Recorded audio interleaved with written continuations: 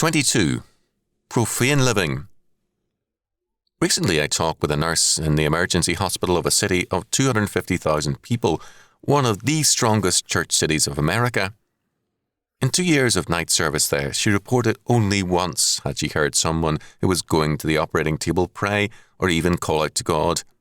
Instead, she had heard a great deal of profanity and fear, yet very many of these people were church members. The meaning of this is plain enough.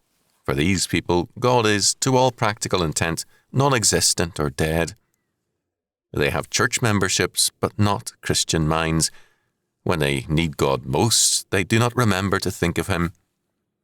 Is it any wonder that we have had a God is dead philosophy in recent years? The Word of God is not remembered and applied in church, state, school, family, or vocations. Men go their way regarding all things as secular and almost nothing as sacred. There's too little faith in the living God. We can't expect any change in our drift toward anarchy until we end our profane ways. The word profane means outside the temple, that is, separated from God and living in isolation from Him. If any area of our lives is separated from God and is not governed by His word, that area is profane and we are profane. This means that our worst profanity today is not the use of foul language, but our casual living apart from God. It is this deeper and more basic profanity which is eating away at our well-being and our national security.